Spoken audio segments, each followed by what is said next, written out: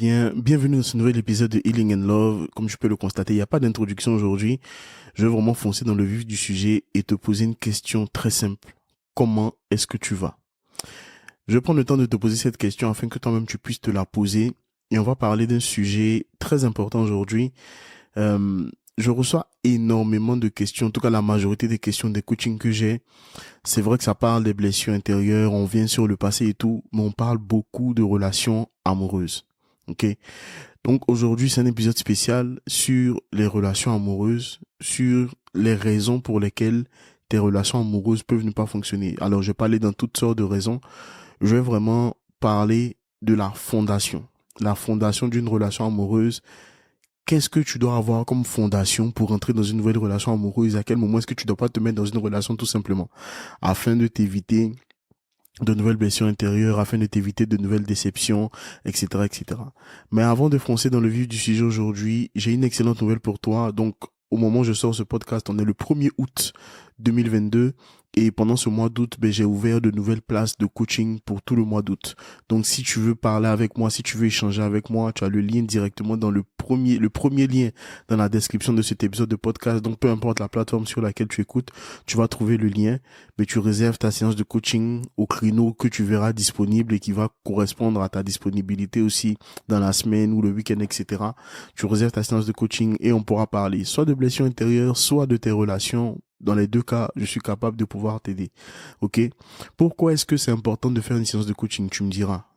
C'est important parce que très souvent, lorsqu'on est dans une situation compliquée ou bien lorsqu'on est dans une situation de blessure, de guérison intérieure, etc., on n'a souvent pas assez de recul pour analyser les situations dans lesquelles on se trouve et pouvoir prendre des décisions beaucoup plus éclairées. Moi, mon rôle en tant que coach, c'est de t'amener à te poser des questions beaucoup plus profondes. C'est de t'amener à trouver les réponses qui sont déjà à l'intérieur de toi, mais que tu as forcément du mal à trouver parce que tu es dans la situation, tu es dans la relation, tu es dans les émotions, etc. Tu n'as pas toujours assez de recul pour pouvoir prendre les choses en main. Donc, c'est un investissement que tu dois faire sur ta vie. Si tu as vraiment envie d'aller à un autre niveau, tu as vraiment envie d'aller beaucoup plus loin, c'est l'élément qu'il te faut, une séance de coaching. Deuxième chose, l'école de la guérison devait ouvrir normalement ce 1er août, mais j'ai des responsabilités en ce moment qui ne me permettent pas de pouvoir lancer ça en août. Et en plus, c'est l'été. Donc, je vais prendre au moins les 2-3 prochaines semaines pour me reposer, passer du temps avec ma famille. Donc, on va ramener ça à mi-septembre. Donc, l'école de la guérison va ouvrir mi-septembre. Et dans le deuxième lien de la description de cet épisode, tu peux rejoindre ta liste d'attente. Et dès que l'école de la guérison va ouvrir, ce sera un programme d'accompagnement mensuel. Alors, pas en one-to-one, mais en groupe. Mais ce sera une communauté de personnes qui ont vraiment envie d'échanger, d'évoluer. Et on pourra parler ensemble sur tout ce qui concerne la guérison des blessures intérieures. Ça sera intense, on aura des pleurs, mais il y aura beaucoup de libération de personnes qui vont totalement changer de vie en prenant part à cette école. Et je le crois. Donc si toi aussi tu as envie de changer de vie, tu peux t'inscrire à la liste d'attente. Et lorsque je vais ouvrir les places, que tu auras le prix de lancement, etc., tu pourras t'inscrire directement à ce moment-là, donc mi-septembre. Donc c'est un choix que tu dois faire pour ta propre vie. 2023 approche, c'est maintenant que tu prépares 2023. C'est pas lorsque décembre va arriver que tu vas te dire ok, qu'est-ce que je fais en 2023. 2023, tu commences à le préparer dès le mois d'août-septembre pour mettre les choses en place, pour avoir des habitudes, pour avoir des process, pour avoir des systèmes pour te permettre vraiment d'aller en profondeur. Donc voici les deux annonces que je voulais te communiquer dans cet épisode et pendant jusqu'à la fin de l'année, en tout cas, je vais beaucoup parler de relations et des blessures intérieures qu'il peut y avoir dans les relations, donc les pervers narcissiques et tout, etc. Parce que les relations, c'est le domaine où on a beaucoup de blessures intérieures également. Et je vais vraiment t'aider à éviter beaucoup d'erreurs, beaucoup de problèmes au niveau de ces relations-là. Donc aujourd'hui, on va parler de relations amoureuses parce que ces dernières semaines, j'ai beaucoup parlé de relations et tout. Et de la petite expérience que j'ai au niveau des relations, que ce soit relations amoureuses, dans le passé, des expériences pas très glorifiantes, et la relation que j'ai avec mon épouse aujourd'hui, on s'est rendu compte d'une chose, c'est que beaucoup de personnes sont ensemble pour de mauvaises raisons. Ok? Et c'est là où le fait que je parle des blessures intérieures rejoint complètement ce point-là, c'est que très souvent, tu te mets dans une relation parce que tu as besoin de certaines choses, parce que tu as la recherche de certaines choses, parce que tu as peut-être souffert, tu n'as pas reçu d'amour dans ton enfance et tout, etc., que tu sois un homme ou une femme, peu importe. Donc, souvent, en fait, la personne avec qui tu es en relation, tu n'es pas forcément avec elle parce que tu l'aimes ou bien parce que tu as envie de bâtir quelque chose avec cette personne. Tu es souvent peut-être avec cette personne à cause de ce qu'elle t'apporte dans ta vie et de ce que tu n'as pas eu. Je veux vraiment que tu réfléchisses à ça. Si tu n'es pas encore marié, pour moi, tu es soit marié, soit célibataire. C'est ça le statut, même juridiquement, c'est comme ça. Soit tu es marié, soit tu es célibataire. Même si tu es fiancé en ce moment, que tu n'es pas encore marié devant les autorités du pays, devant tes parents, tu es encore célibataire. Donc, si c'est ton cas, que tu n'es pas encore marié, même si tu es marié, ça peut t'amener à la réflexion, mais le but, c'est pas de te dire, ok, j'ai épousé la mauvaise personne. Non. Si tu n'es pas encore marié, pourquoi est-ce que tu es en couple? Ou bien pourquoi est-ce que tu veux te mettre en couple? Pose-toi vraiment la question. Là, on est ensemble, on est en train de discuter, toi et moi, tu es en train de m'écouter, tu es en train de réfléchir en même temps. Personne ne va te juger, je ne te juge pas. Pourquoi est-ce que tu es en couple avec cette personne avec qui tu es? Pose-toi vraiment la question, sincèrement. Est-ce que tu aimes cette personne? Est-ce que tu apprécies cette personne? Ou alors, est-ce que tu aimes ce que la personne représente et ce que la personne apporte dans ta vie? Si tu es un homme, par exemple, mais ça peut même être une femme. Est-ce que c'est parce que vous avez des rapports sexuels, parce que vous voyagez, parce que la personne te donne de l'argent, parce que la personne t'apporte un certain réconfort que tu n'as pas eu dans le passé? Est-ce que c'est pour ces raisons-là que tu es avec cette personne? Est-ce que c'est parce que tout le monde autour de toi se marie, tout le monde autour de toi est dans une relation, tout le monde autour de toi est fiancé, que tu es avec cet homme, que tu es avec cette femme? Pose-toi vraiment les questions. Parce que ce qui risque d'arriver, c'est que si vous êtes ensemble pour les mauvaises raisons, à un moment donné, ça va éclater. À un moment donné, ça va péter. À un moment donné, ça se saura. Et sauf que, à ce moment-là, tout le monde sera blessé. La personne avec qui tu as été, qui a été peut-être un pansement pour toi, qui a été une personne qui est venue boucher un trou dans ta vie, ben, sera blessée. Et toi aussi, tu seras blessé par la même occasion parce que ben, tu te retrouves dans une situation que tu n'avais pas forcément prévue et que tu ne désirais pas forcément. Donc, tout le monde est perdant dans cette histoire. Même si tu es dans une relation depuis plusieurs mois, plusieurs années avec quelqu'un que tu sais que vous n'êtes pas ensemble pour les bonnes raisons, mieux vaut couper maintenant, faire le deuil, encaisser, aller de l'avant et travailler sur ta guérison intérieure plutôt que de continuer dans cette relation qui au final va vous détruire tous les deux. Même si vous finissez par vous marier, vu que la fondation n'est pas bonne, ça va vous détruire tous les deux. Et ça, c'est hyper important. Il faut vraiment le comprendre. Il faut vraiment l'accepter. Sinon, tu vas aller de relation en relation. Ça va être de déception en déception. Et ça va toujours poser des problèmes. Les principaux problèmes dans les relations, ça vient vraiment au niveau de la fondation. Comment est-ce que vous vous êtes rencontrés?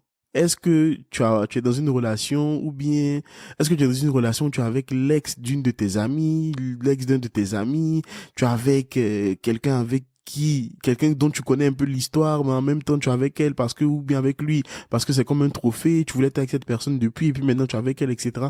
Pose-toi les bonnes questions. Il y a des gens qui sont ensemble pour de bonnes raisons, parce qu'ils ont vraiment envie de bâtir ensemble, ils s'aiment sincèrement et tout, etc. Si c'est ton cas, il n'y a pas de souci. Mais si ce n'est pas ton cas, pose-toi la question, pourquoi est-ce que tu es avec cette personne? Et si tu n'es pas encore en couple, pourquoi est-ce que tu veux être en couple? Pose-toi vraiment cette question.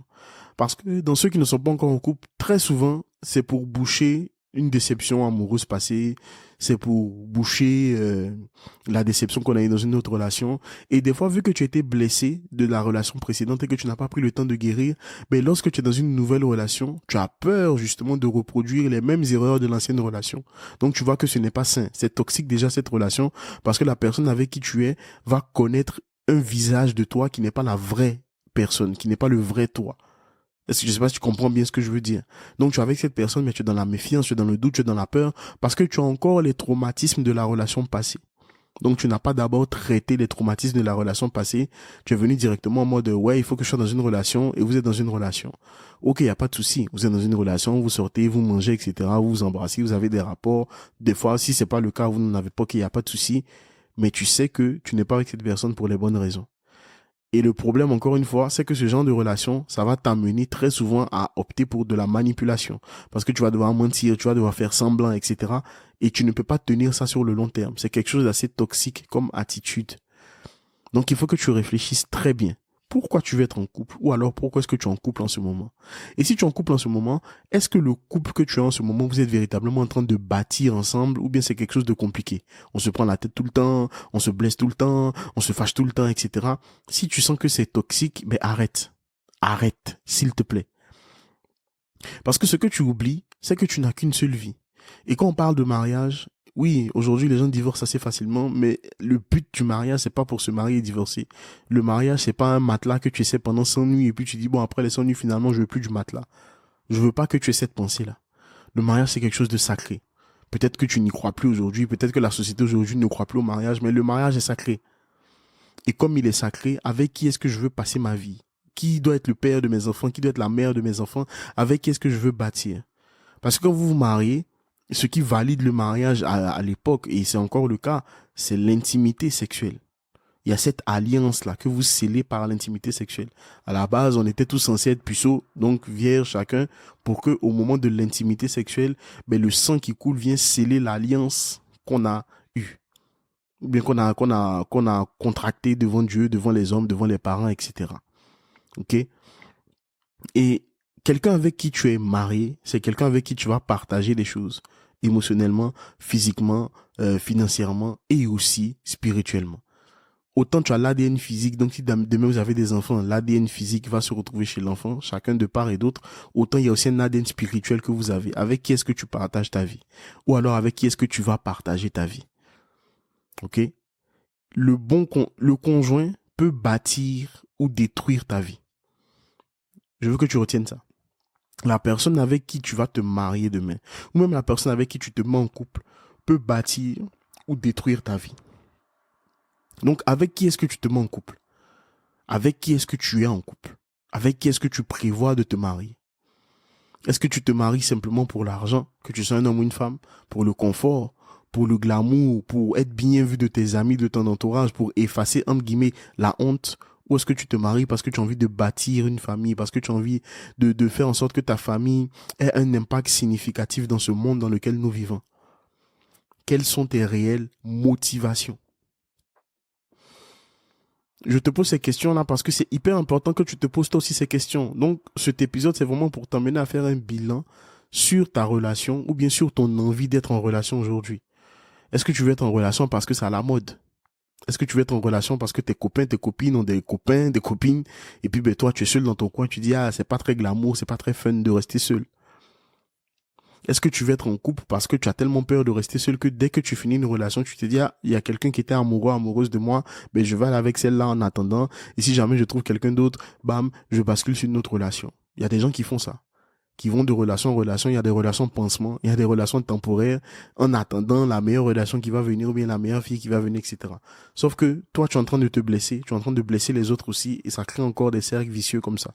Donc, tu es en train d'accumuler des mois et des années de guérison que tu es censé prendre encore pour traiter toutes ces choses-là à l'intérieur. Donc, demande-toi pourquoi tu ressens ce vide, ce rejet, cette blessure intérieure et tout, etc., qui t'empêche vraiment d'aller de l'avant, qui t'empêche vraiment de pouvoir guérir, en fait. C'est ça, le genre de questions que tu dois te poser. Parce que ce domaine des relations, c'est un domaine où il y a tellement de blessures, tellement de problèmes. Il faut vraiment que je te pose cette question. Pourquoi est-ce que tu veux être en couple? Pourquoi est-ce que tu es en couple en ce moment? Quel est l'objectif? Quelle est la vision? Pour ma part, je vais te dire une chose. Si vous êtes en couple et que votre objectif, ce n'est pas de vous marier pour bâtir quelque chose, ben vous êtes en train de perdre votre temps. Honnêtement. Ah, je suis sincère avec toi. Si votre objectif, en étant en couple, il n'y a pas quelque part l'envie de se poser, de se mettre ensemble, de bâtir quelque chose sur le long terme, de bâtir une famille, vous êtes en train de perdre du temps. Vous vous mentez à vous-même. Et ça, je vais parler aux femmes. Généralement, vous les femmes, quand vous mettez en couple, vous attendez quelque part que ça aboutisse à une demande en mariage, à un mariage, etc. Fondez quelque chose. Donc, si tu es avec un homme qui n'est jamais prêt, qui ne sait jamais quand, etc., il y a deux choses. Soit il ne sera vraiment jamais prêt et il te fait tourner en bourrique. Ça, c'est la première chose. Soit, en étant avec toi, il est avec toi, mais il a peur de te dire que il n'est pas prêt à se mettre avec toi pour la vie parce qu'il ne se voit pas avec toi pour la vie, tout simplement. Un homme qui veut se marier, qui est prêt à fonder quelque chose, il le sait clairement à l'intérieur de lui et il n'aura pas peur de le dire. Je ferme la parenthèse. Pose-toi les bonnes questions, s'il te plaît, que tu sois un homme ou une femme. Si toi aussi tu es un homme, tu es avec une fille et tu sais que tu es juste avec elle pour le sexe, autant lui dire ça dès le départ pour ne pas qu'il y ait d'interprétation ou bien que la relation capote ou bien que la relation ne fonctionne plus parce que tu n'as pas dit les choses clairement dès le début. Soyez clair. Si vous êtes ensemble pour l'argent, pour le sexe, etc., dites-le dès le début. Comme ça, si vous êtes d'accord sur ces termes dès le début, au moins après, on sait comment se comporter dans la relation. Parce que ça ne sert à rien de faire semblant au début et puis après vous venez prendre des séances de coaching. Oui, ça vous fait mal, mais vous saviez dès le départ que les choses n'allaient pas bien se passer. Mais vous êtes quand même mis ensemble, vous avez quand même commencé la relation et après, vous avez accumulé des blessures intérieures. Et malheureusement, il faut encore prendre le temps de guérir, de traiter ces choses-là parce que c'est encore laisser des choses dans vos cœurs. C'est tellement triste d'avancer comme ça. Ok? Donc, cet épisode n'est pas long. c'est pour t'emmener à réfléchir. Et si tu as besoin d'une séance de coaching, premier lien dans la description, il faut qu'on parle. Si tu as besoin de parler, il faut qu'on parle. Il n'y a pas de souci pour ça. Ok? Les semaines prochaines, on va parler de confiance en soi, on va parler de relations, on va parler des manipulateurs et des manipulatrices dans le couple parce que j'ai eu plein d'exemples ces dernières semaines et je veux pouvoir aider le maximum de personnes. Et encore une fois, je tiens à te dire merci parce qu'on a dépassé officiellement la barre des 10 000 écoutes sur le podcast et c'est magnifique de voir ça. Donc prends soin de toi, passe une excellente semaine et on se dit au prochain épisode. Ciao.